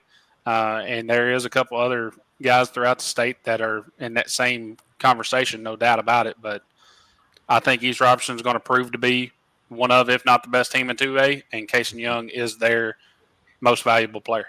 Yeah, he has definitely been the most consistent. Yeah, somebody asked, do y'all publish your votes for Mr. Football? We did last year, and I just don't have time to do it this year. Simple as that. We voted D2AA. We had Larry Sanders, we had Keshawn Bowman, and EJ Gibson, I believe. Yeah, just a spoiler. Most of these kids we're talking about it was on our list. Yeah, no. Yeah. I mean, if to me, when I think Mr. Football, it's a player that your team cannot survive without, essentially. And to the East Robertson point, they're loaded with talent. But when you look at Isaiah Groves going down last year, their season could have been over, even with all the talent. Kaysen Young comes in as a sophomore and immediately rides that ship, leads them to the quarterfinals or semifinals against Marion County. And then this year, kid's even better. So Cade Brooks also has a rightful claim. D2 or DT single A, to me, it's either Jared Curtis or TJ Ward. You can make an argument for either kid.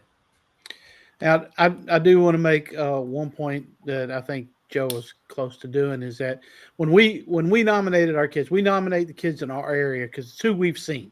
Yeah. It's not fair for us to make a judgment call on somebody that we have not seen, and they're the kids in our area. There is a rare occurrence. Like last year, I believe we did have Graham Simpson on our list. Yeah. I mean, going into the postseason, he was like 38 touchdowns, no interceptions. I mean, how the hell do you not put that on the list?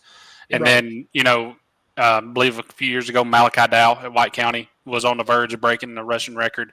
He was on our list. Those rare occurrences, we will go outside of our area, but we want to recognize the kids in our area because that's who we've seen and that's how voting is supposed to be, despite what other people may say. The writers and the coaches and everything, you're supposed to nominate kids that you have seen. That way the discussions can take place for the respective writers to make arguments for those players. It's how it's supposed to be. Do I like the system? Not really. Don't let me get on my. Oh, that's my soapbox. See. I was trying to get you there, but you didn't quite get there. Yeah, no. That soapbox. That soapbox I'm can't air. I was pulling that thread. If you want to drop a gloves, go ahead. I'm here. My biggest thing about Mr. Football should not be regular season. It should be the full season award. 100%. I don't understand why this cannot be more simple than that. I guess it's because the banquet takes place the Tuesday after the season, whatever. Push it back a week. Yeah. Yep. You can get stuff engraved in a timely manner. No. And that shouldn't be a consideration. That's why our full season, our awards for player and coach of the year are full season awards, because every game matters. Yep. 1 through 15. And there's no doubt about it. And it should happen in Mr. Football in some cases too. Whoever between player and player, which player's team wins the state championship has determined awards for us. Yep. It has. And it will continue to do so.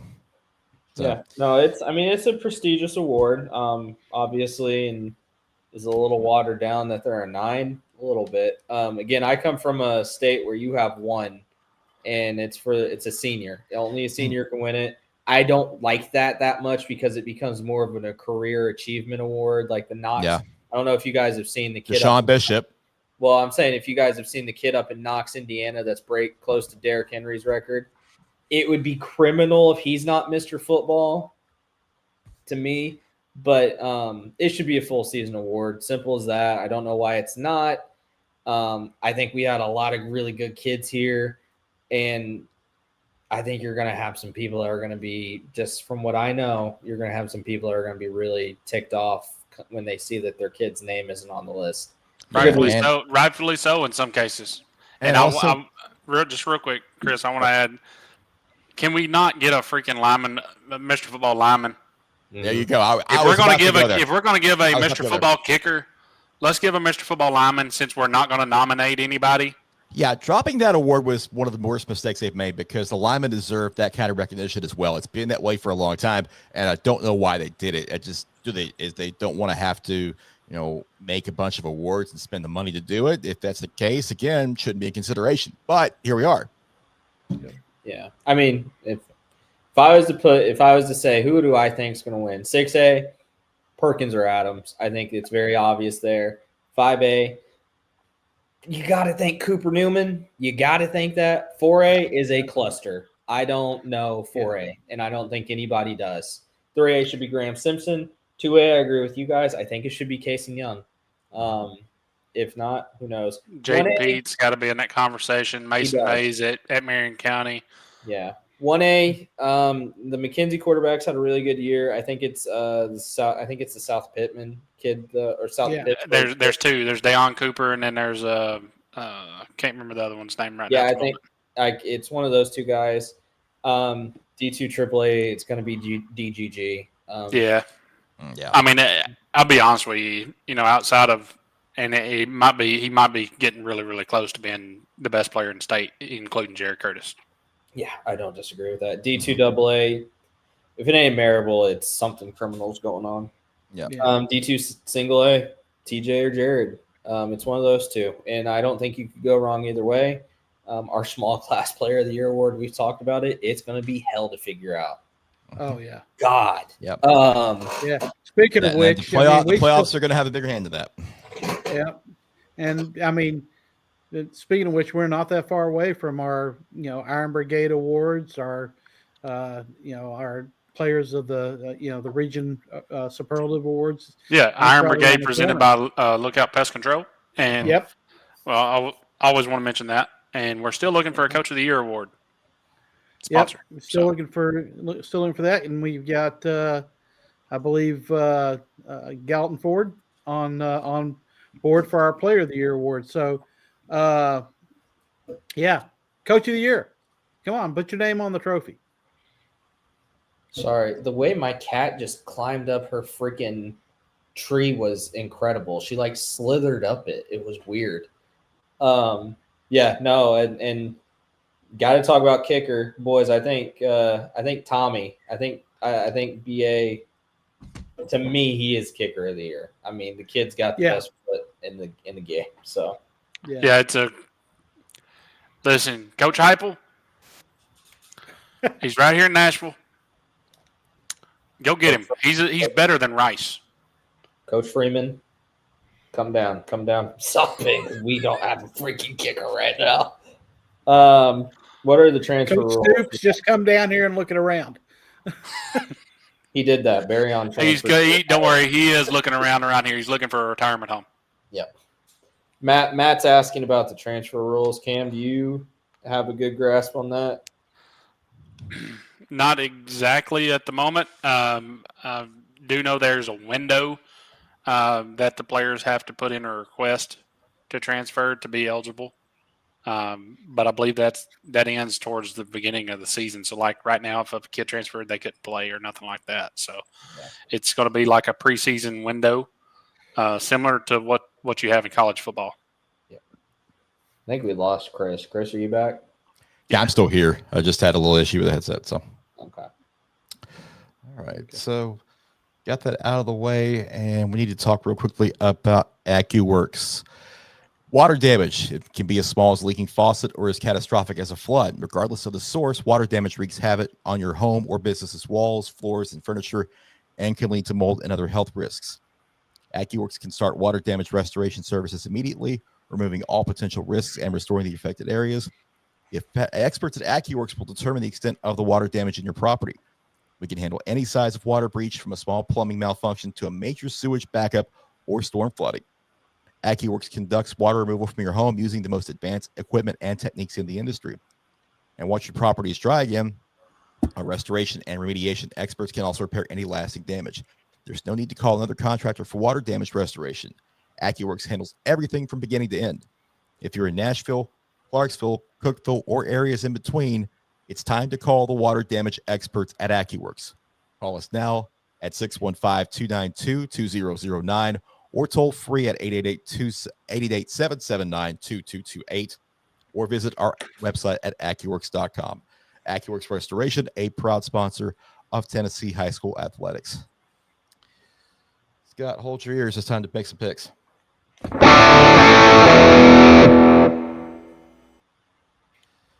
It didn't go. All right. It didn't go. All right. What? So I know Cam loves to look at the screen, so I'll give him a few seconds before we go on. Job's not finished. I just want to beat Tyson at this point. I'm gonna give Tyson his props. He's come in and made some moves this year. I think this is where it all falls apart for the young guys, though. They're gonna make some picks that just don't make it. Yeah. I just want to get over the 80% mark. So does Chris. Oh, see, that shade didn't come from this area. Hold on just a second. What a bad champ.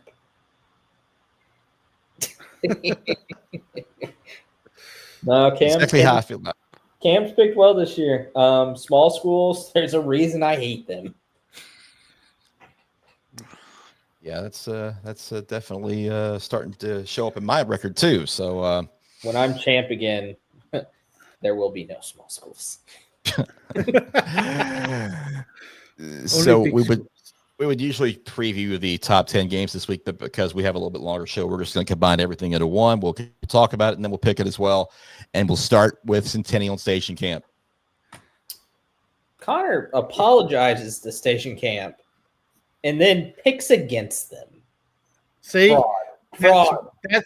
that right there is why I made the mistake and took Westmoreland last week. I think points will be aplenty in this game. Give me Mitchell Grandjean, though. I think he's going to cap. He's a senior. He ain't going to go out like this. Centennial seems to have figured some things out. I know they had the issue a couple weeks ago with the situation there, but I just think they get the job done here against the Bison defense that's had its struggles this year. Yeah, I fully expect a shootout. It's going to be extremely fun to watch. I just feel like Centennial may have the advantage with their defensive front. I think they can get Colton Overby on the move, potentially sack him a few times, and look for Centennial to make a defensive play, maybe an interception to clinch the game.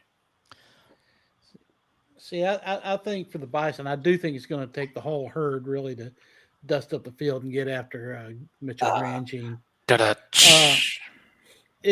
I mean, it's imperative that Miles Jefferson and Will Stevens get consistent pressure on him. Maybe get a pick or two from Colin Gillespie. It wouldn't hurt. But I think offensively, they just need to protect the ball. Colton Overby just needs to protect the ball and play loose. Don't tighten up. Don't make the mistakes that hurt them against Springfield.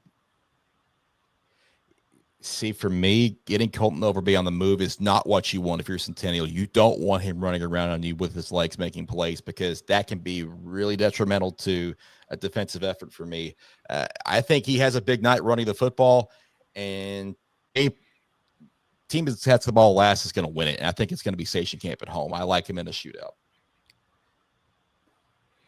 Grundy County, Cannon County. We're all taking the Lions in this one. Yeah, I think offensively they're just going to be too much for that Grundy County defense. I do think their defense is susceptible to give up plays, but I like the Lions here. Yeah, Grundy County's got a pretty good back in Vince Bryant. Yeah, he's really their offense. He leads the team in touchdowns with 14, second in receiving yards, but I think the Lions defense really has to step up in this game. I think they can, but Eli Garrett is really, really good. He you just can't give it away. That's the thing. I look for AJ Frisbee to have a good game defensively.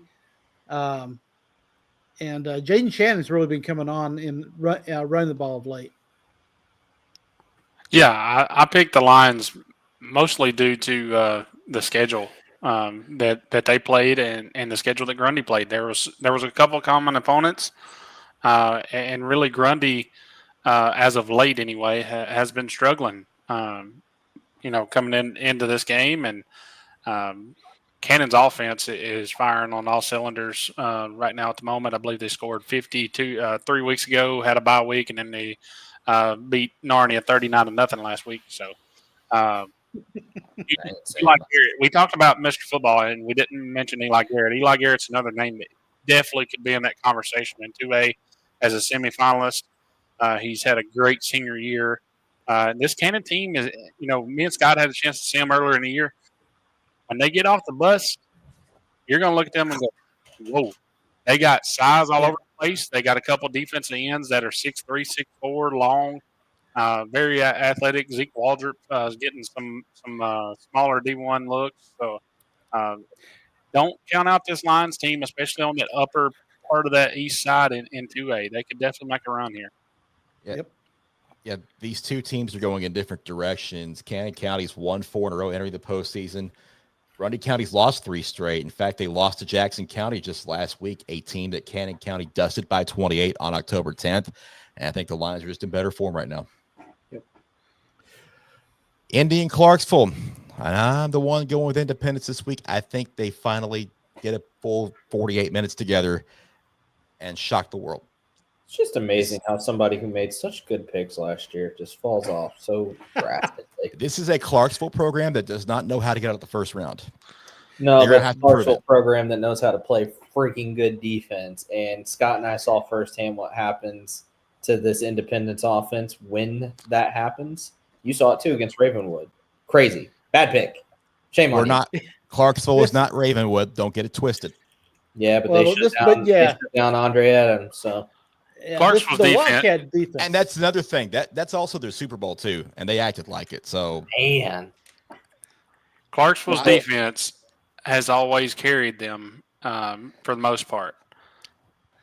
They have a older type of offense that whenever they go up against a team that can score a lot and their defense maybe gives up a play or two, this is how they've lost these first round games. If they give up 28, they're probably going to lose. Yeah. I don't disagree with that.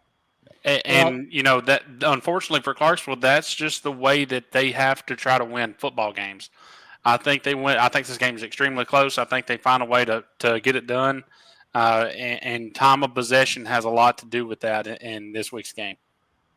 and that's Well, where I Wildcat think Independence defense- can win, is in time of possession. Well, I just think the Wildcat defense is one of the most physical in the state. They've got 28 sacks on the year. They had 10 against Antioch and Andre Adams, who's as mobile a quarterback as you get. And Matt Horner is not quite as mobile as Andre Adams. They've got 13 interceptions due to the amount of pressure they can generate from what they get out of the linebacker position. Offensively, yeah, they're run first, and everything is predicated off the run. But Avari Galbraith will bludgeon you to death. Caden Pledger can throw. He doesn't do it all that often. I just think that Clarksville, they're well aware of their problems in the first round the last 3-4 years. The last 2 came against Memphis teams. This time they get a mid-state team. I think Clarksville does what it takes to win. God, yeah, they should have beat Collierville 2 years ago. I remember that now. Clarksville's only given up 20 or more points in one game this year. That was a 24-6 loss to Blackman. Followed that up the next week with a 19-7 loss to Springfield in a game where they were kind of beat up. They're healthy now. They're beating up on teams. I like this Clarksville defense a lot. Don't trust Indy's offense quite yet. Again, I think Indy next year is the team we keep an eye on. Don't think it'll be this week, though. Yep. Oh, that reminds me, Joe, you're right. Because that Springfield game, they didn't have their starting running back or their starting receiver. Scott said I was right, guys.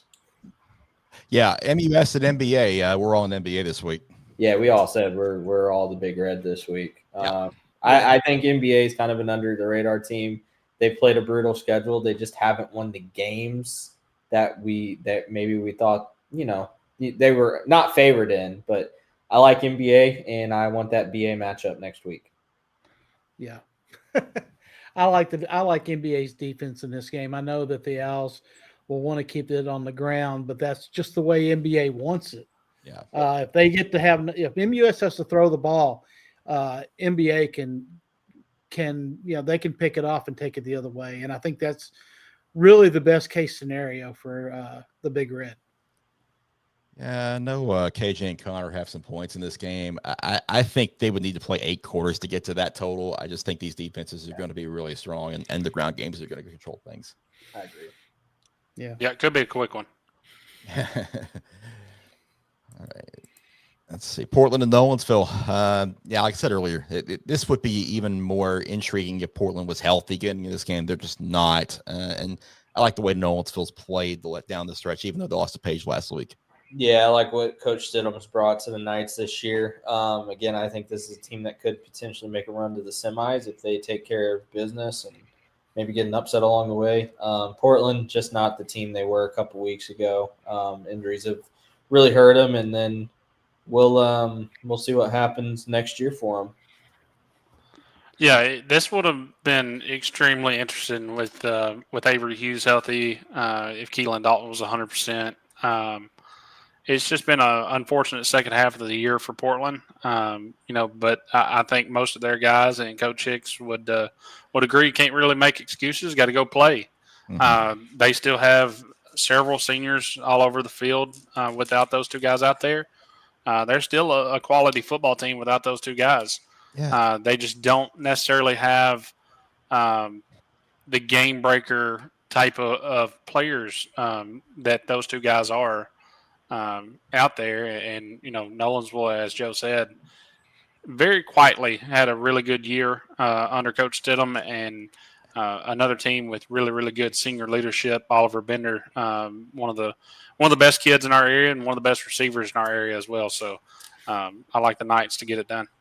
Yeah, and I don't think Portland's going to roll over at all in this game. I mean, in fact, I like Portland to keep this close for a while and find a way to keep it close in the second half. They'll game plan some way to give themselves a shot at this thing.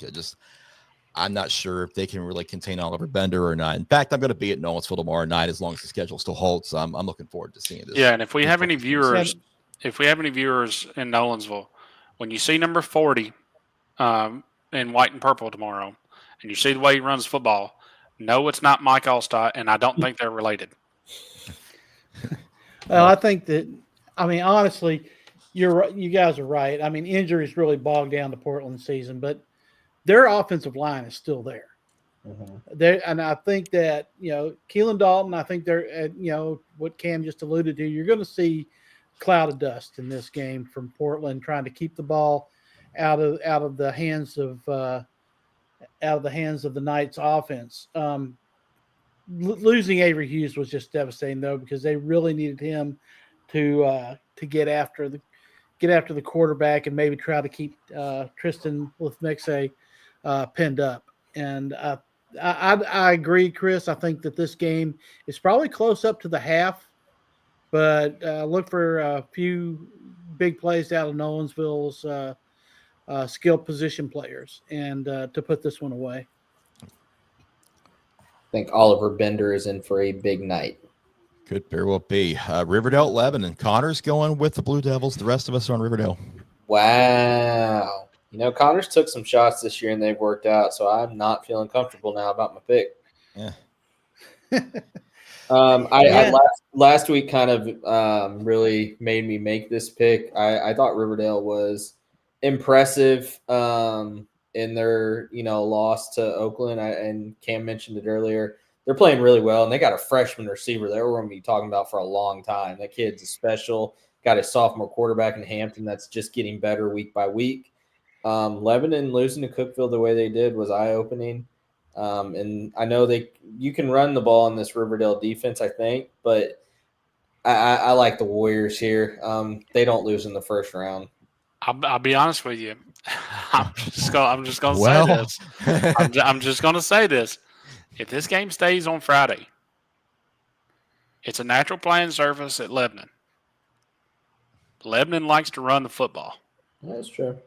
Riverdale has been susceptible at times to the run this year. Riverdale wants to throw the football. It's going to be very hard to throw the football in a wet, muddy, moppy field. Could be an interesting ball game if this game is played on Friday. I say they I don't would- lose the first round, but they did lose 11 in a couple of years ago. So you're right, Chris. yeah, Well, not just once, but twice. Yeah. It was, basically Cookville provided a roadmap last week of how you defeat the Blue Devils, basically shutting down Azita in the second half and outscoring. I think they held him to 10 yards in the second half. So they made it a point to stop the run. So I would look for, Riverdale to force Austin Harrison to beat him by the pass. And last week they showed that they can play with the best of them at times when they don't turn the ball over. And that's going to be the key to this: is whoever makes the most mistakes is going to lose this game. And right now, I think Riverdale is playing much better. For Lebanon to come out stale in the second half of the last game of the year is kind of troubling. Well, Lebanon fans are probably not going to want to hear this, but I did cover both of those wins over Riverdale for Lebanon at 21 and 22, and I'm not going there Friday night, so please don't try to kidnap me. You monster. But no, that's the weather's a big deal. It's a TV game, so I don't know that they're going to move it. I mean, it would take something extreme to make them move it. So I think we're looking at Friday night for this one, and potentially sloppy Friday. Surface. Yeah. Friday night and a Saturday, probably. Yeah. Who knows? Yeah. Strange things happen after midnight if they do have to go that long. Nothing good happened. Shelby, well, I don't know. If I get that wrong, I call him Mulligan. Shelbyville and Antioch, and we were all on the Bears to get past round one. Yeah, this game depends on Andre Adams' health. I hear he's going to be good to go. I like the Bears here. I just think offensively they're going to be too much. Yeah, ditto. I think Antioch jumps out to a big lead and holds on late. Shelbyville's kind of been somewhat of a Jekyll and Hyde at times. They've been able to score a lot of points in some games and struggle to score in some others. They've won a really close game against Independence, which got them the 3 seed here instead of the 4 seed. And Antioch is a team that's it's been a while since they've made it out of the first round. Yeah, Chris? Yeah. Yeah. It's been quite a while. I'll look that up and see if I can get you an answer in a second. Yeah, but the thing is, you bring up Shelbyville. Shelbyville can light it up against teams with below average defenses. They're a running team, 279 yards a game. They only rely on the pass where they usually in situations where they're either playing for behind or their offense really isn't going anywhere. But if they do have to pass, they're prone to turning the ball over.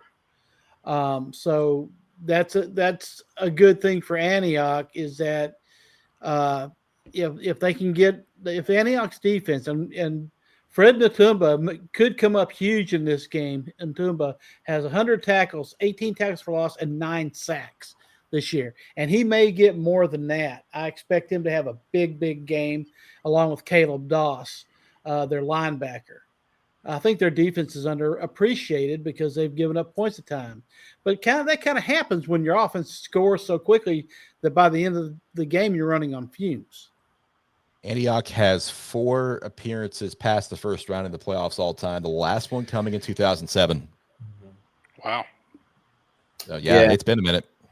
I mean, and Shelbyville can run the ball really well, and that's they got really good running back there. So I know last week their guy went off against Coffee County. That's a little different beast than the guys you're going to face in Antioch. But in games where they've played teams with winning records this year, they have not fared well. Right. I like Antioch here, even though Shelbyville runs an offense that can keep Andre off the field. But if the Bears get the ball, and they get it to him, I don't see them having any issues scoring against this Golden Eagles defense. Well, how big was it last week that they, without Andre, they learned that they could win with defense and running the ball with Evan Davis? Yeah, against Rossview. Yeah, but it was still a win. Antioch has scored 368 points this year. It's the most they've scored since 2000 when they had 319. And they also made the second round that year as well. Yeah. Smyrna at Green Hill. We all like the Hawks to win. Yeah. I think it'll be a good game, though. I mean, obviously, Green Hill drawing Smyrna in the first round is not ideal. I'm sure Coach Crouch saw this and was like, come on, man. There was no winning situation here, though. I like what they got. I like what they got. I like Green Hill's offensive consistency a little more, but it should be a good one.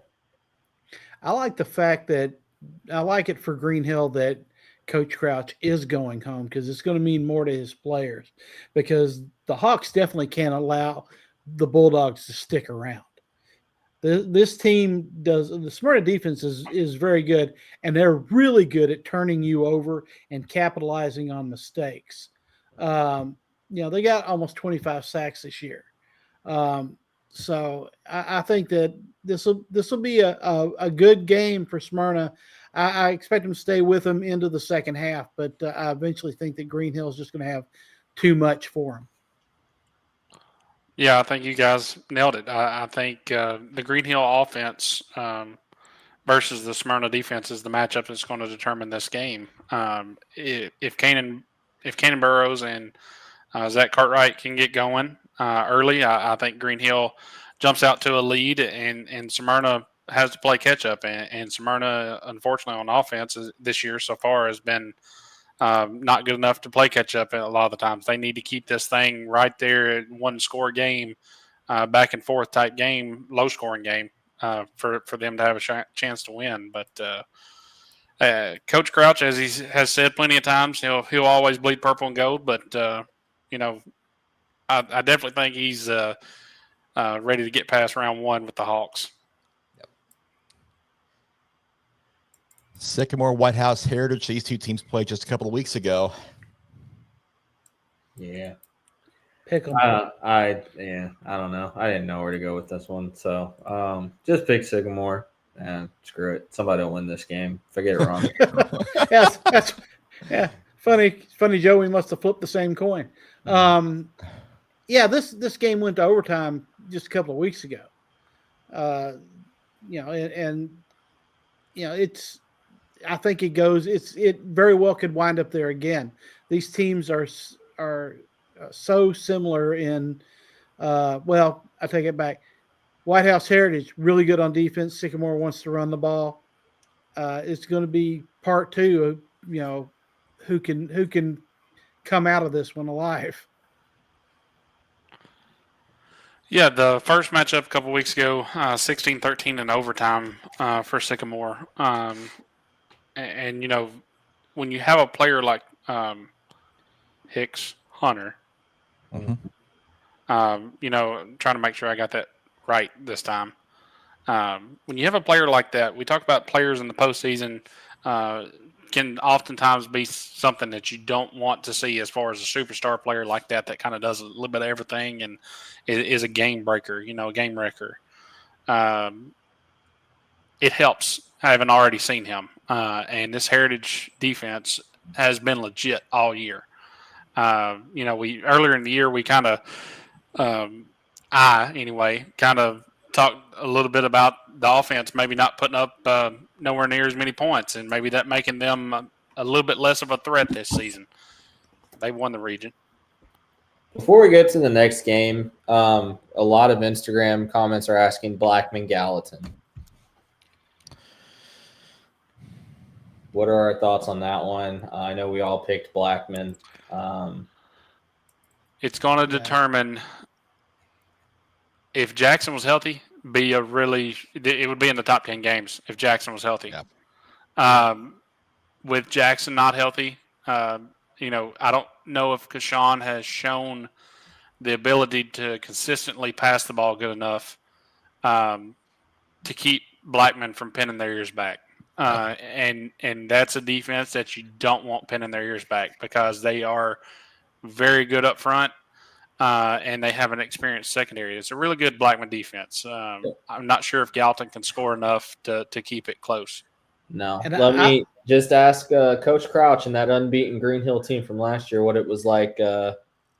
Yes. What it was like playing Blackman in the first round, and Blackman's better this year. Yeah. And I don't know that Barksdale's back or what his health, because I think he left last game hurt. So I'm not sure what his status is. Yeah, that is a ruthless Blackman pass rush that is willing to pin their ears back and really just wanted to get after somebody. James Stewart could have a monster game if they're not careful and be almost live in the backfield. Really, Gallatin. For Gallatin to win, they're going to have to play a perfect game. Mm-hmm. Yeah, that's just the way I see it. Evidently, Barksdale is starting. We have Chase. Yeah. Thank you, Chase. Starting, so, matters. So yeah. That may be Barksdale may just have to make some plays with his legs and just help them keep possessions going. I will say at times this year, and this could be a recipe for Gallatin to hang around and potentially win the game. At times this year, Blackman has been vulnerable to turnovers. If Blackman turns the football over, Gallatin has a chance. Or if they lose their composure. Yeah. We saw them with some personal foul penalties that put them behind the sticks in bad situations and took them out of first down yardage and gave the other teams some more motivation. So that's going to be a big part of it too. Yep. All right. We are coming up on the top of the hour. We got one more game to pick, so let's get to our special guest pick first. It's the first round of the playoffs, and our spotlight game this week is Lipscomb Academy and CPA. Yep, there you go. And it's going to be never pretty. Sonny. And Sonny's made his choice, and Sonny has chosen the Lipscomb Academy Mustangs. Good job, Sonny. All right. He's gone lone wolf. Sonny's gone lone wolf here because we're all taking the Lions here. Yeah. I compared opponents. Emsworth being the main one. Lipscomb Academy could not do anything against Emsworth, and CPA. Chris, you were at that game. CPA could have won that game. Yeah, they could have. And I know that CPA has had not so stellar season going up to D2 AAA, but they're still a team that can do some damage in this playoff bracket. They're made for November, as we keep saying, and they have a chance to right some wrongs. Yeah, one of the things that kind of had me flip-flopping back and forth on this one was the injuries, or what appeared to be injuries to Owen Cabell and Rawls Patterson. Didn't play last week, if I'm not mistaken, both of those guys. So I think that was planned. It definitely could have been. It definitely could have been. But yes, Lipscomb being on the opposite side as CPA during the regular season, being in that other region, I feel like CPA's played a much tougher schedule. CPA's probably played the toughest schedule in the state. It's up there for sure. And what they finished regular season 2 wins, yes. Yeah. And oddly enough, I'd have to look back to see, but I'm pretty sure me and Joe and pretty much all of us agreed earlier in the year, guys, this could be a 2-win team that finds their way to Chattanooga. And they damn well could. Like, they're that good. They're that talented. They've been in a lot of games. It's just not felt their way. One thing that's going to make or break their postseason, in my opinion, is that offensive line. We bragged about them during the preseason. They've shown up a couple times. That offensive line that is a very experienced group, and they're very talented. They have to take over these football games. Yeah. The line's just been here. All right, prepare your groans. Because they've been taking some licks in there in unfamiliar territory, battle scarred, wounded. But that's when a cat is most dangerous.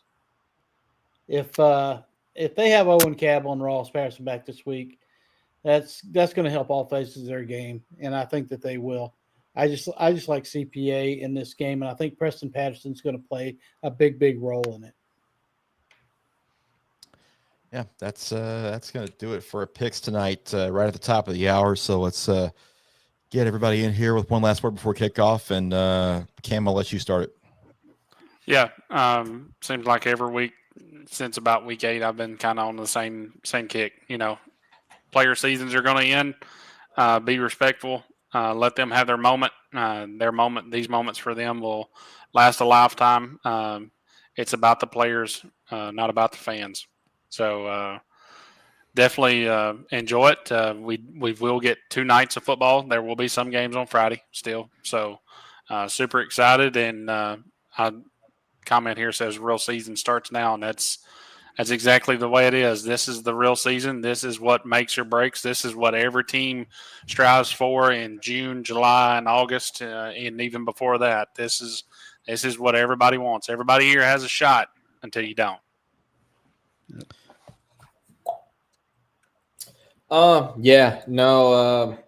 Ditto what Cam said.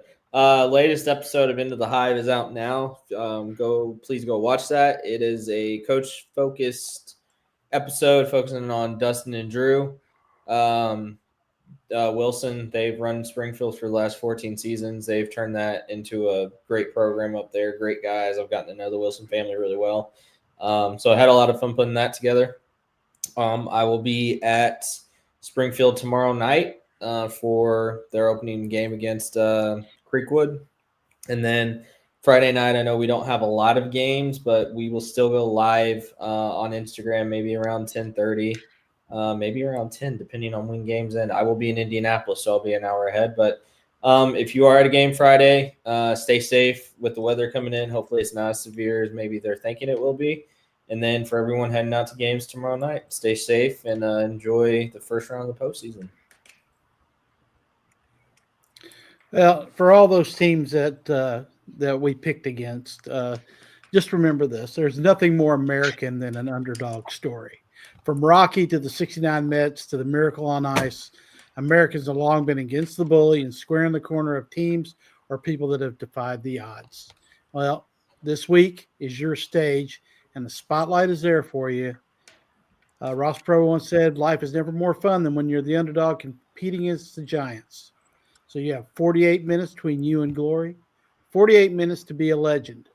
Go get it. I don't have a lot to add to that, honestly, but players, this is for you. Good luck. No, empty the tank. This is it. You're on a bracket now. It's one and done. So if you're not ready by now, you're not going to be.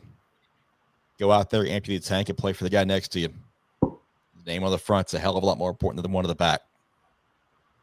That's it. You'll get it done. And then we're going to get it done tonight. So thank you guys so much for joining us on 615 Preps Live, presented by AccuWorks. We are back Saturday morning at 9 with the Scoreboard Show. We'll have highlights from the next 2 nights of games. We'll have all the scores. We'll have the brackets updated, and we'll get you ready for next week. Also, same time here next week, next Wednesday night, 7 o'clock, 615 Preps Live, presented by AccuWorks as well. So thank you so much for joining us. For Scott, for Cam, for Joe, I'm Chris. We're gone. Enjoy the next 2 nights of football. We'll see you Saturday morning. Take care.